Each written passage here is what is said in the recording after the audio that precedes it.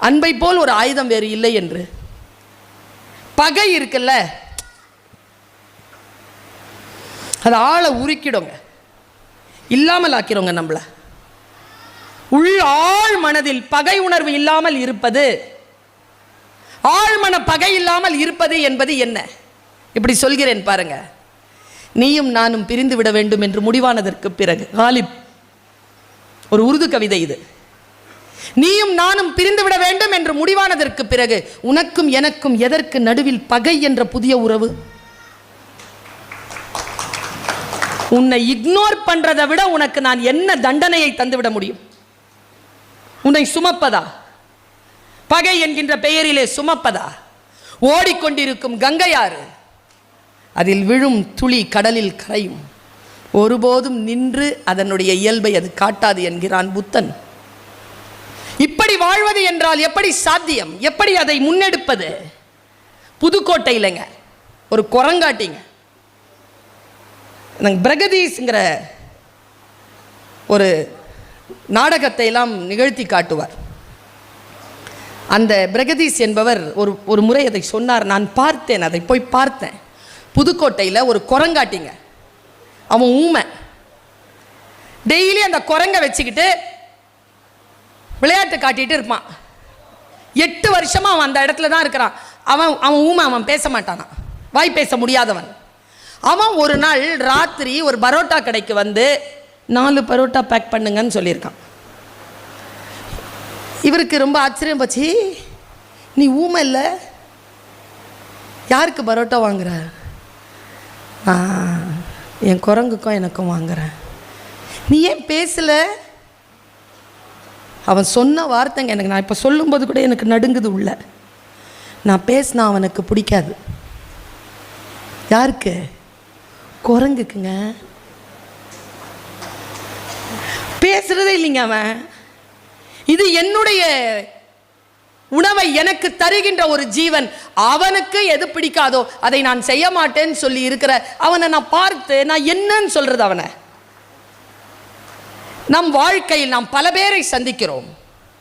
அவர்களிடமிருந்து நாம் சில விஷயங்களை கற்றுக்கொள்ளுகின்ற பொழுது நான் எனக்குள் ஒரு படி மேலாக என் திரை விலகுகிறது. நான் 2 மரங்களை சொல்கிறேன். 2 மரம். ஒரு மரம் சந்தன மரம். சந்தன மரம் உயர்ந்தது. ஏன் தெரியுமா? யாருமே இதை சொன்னது கிடையாது ஏன் உயர்ந்ததுன்னு. கபீர் தான் சொன்னான். சந்தன மரம் பாம்புகளால் சூழப்படும். பாம்புகளால் சூழப்பட்டாலும் சந்தன மரம் பாம்புகளின் விஷத்தினால் பாதிப்படைவதே இல்லை, அதனால் அது உயர்ந்த மரம் என்று சொன்னான். தீமைகளால் சூழப்பட்டாலும் தீமைகளால் நாம் பாதிப்படையாமல் இருக்கிறோமா? நாம் சந்தன மரம். இப்படி கெடுத்துடுறாங்க, இப்படி கோபத்தை கடத்திடுறாங்க, இப்படி தன்னிலை பிறழ்ந்து போகிறோம். அந்த வினாடிகளை காப்பாற்றுவது தானே வல்லமை. அந்த வினாடிகளை எப்படி காப்பாற்றுவது? நான் 2 செய்திகளை மட்டும் சொல்லிவிட்டு அமைகிறேன். எனக்கு ரொம்ப பிடிச்சமான இந்த 2 விஷயம். ஒன்று சந்தன மரம் சொன்னேன்னா, இன்னொன்று எது சொன்னாலும் கிடைக்கிற ஒரு மரம். எது நினச்சிங்களோ அது கீழே அது கிடச்சிரும். அதுக்கு என்ன பேர்? அதுக்கு அந்த மரத்துக்கு கற்பக விருட்சம். ஒருத்தன் கற்பக விருட்சம்னு தெரியாமலேயே பசிக்குதுன்னு நானா பிரியாணி வந்துருச்சு, தண்ணி வந்துருச்சு. எங்கள் ஆயா எங்கள் அம்மா சொன்னது இந்த கதை. எனக்கு தண்ணி வந்துருச்சு, முதுகெல்லாம் வலிக்குதே, நானா படுக்க வந்துருச்சு. என்னடா வலி போக மாட்டேங்குதுன்னு உடனே தேவதைகள்லாம் வந்துட்டாங்க. பாவி பையன் தூங்கிட்டான். முழிச்சு உட்காரும் பொழுது நடு காட்டில் தனியாக இருக்கும். ஐயோ பேய் பிசாசு வந்துருச்சுன்னா பேய் பிசாசு, ஐயோ நாய் நரி வந்துச்சு, நாய் நரி, ஐயோ நான் சாப்பிட்டுருச்சுன்னா சாப்பிட்ருச்சு. செத்து போன ஒரு ஆளை சொல்லி எங்கள் அம்மாவை முடிக்கும்போது நான் எங்கள் அம்மாவை பார்க்குறேன். செத்துட்டானா? ஏன் அம்மாண்ணா? அவன் நின்றுட்டு இருந்தது கற்பக விருட்சம். எது நினச்சாலும் அது தரும். எங்கள் அம்மாவை அன்னியிலேருந்து 6 மாதம் நல்லா பார்த்துக்கிட்டேன் நான். அது எங்கே இருக்குதுன்னு நீ சொல்லு, நீ சொன்னா அது உனக்கு தெரியும், சொல்லு.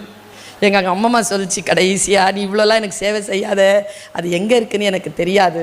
ஆனால் ஒன்று சொல்கிறேன், கடவுள் குழந்தையாக பிறக்க வைக்கிற எல்லாருடைய மனசையும் கற்பக விருட்சமாக தான் வச்சு அனுப்புகிறான். நீ என்ன நினைக்கிறியோ அது உனக்கு அது தரும். எவ்வளோ பெரிய விஷயம் தெரியுமா அது?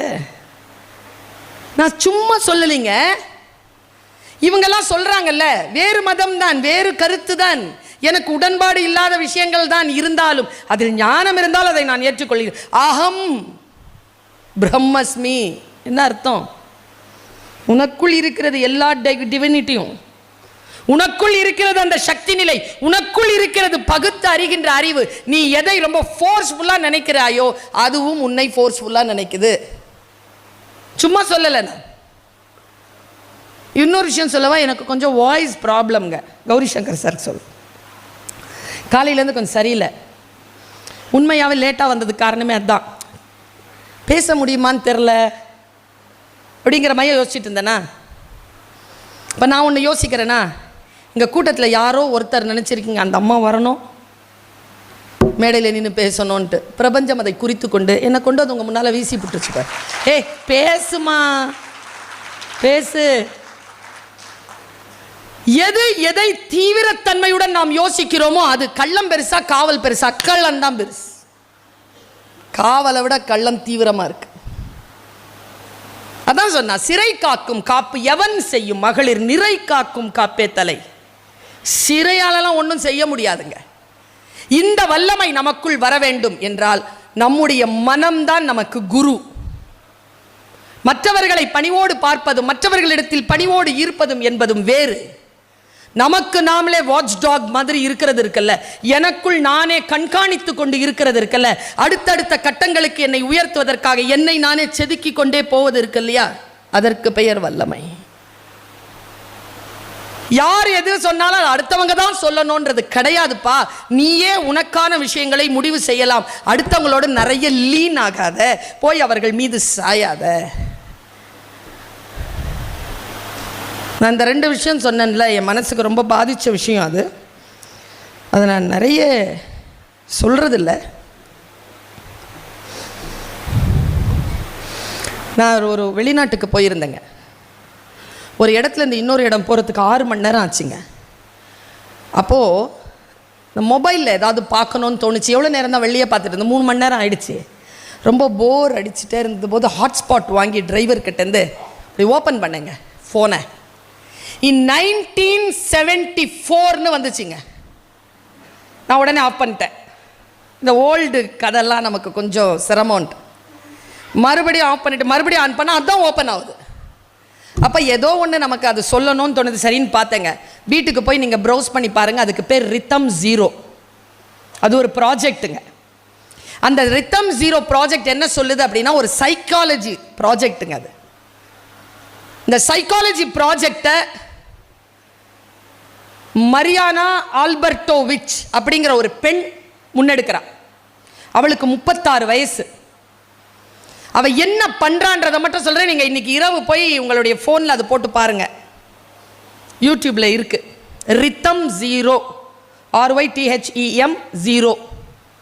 அந்த இடத்த போய் நான் பார்த்து ஒரு 20 நிமிஷம் பார்த்துட்டேன். என் வாழ்க்கை அதை பார்ப்பதற்கு முன்னால் அதை பார்ப்பதற்கு பின்னால்னு நான் மாற்றிக்கிட்டேன். லேர்னிங் தானேங்க வாழ்க்கை. யாருக்குங்க எல்லாம் தெரியும் சொல்லுங்க பார்ப்போம்.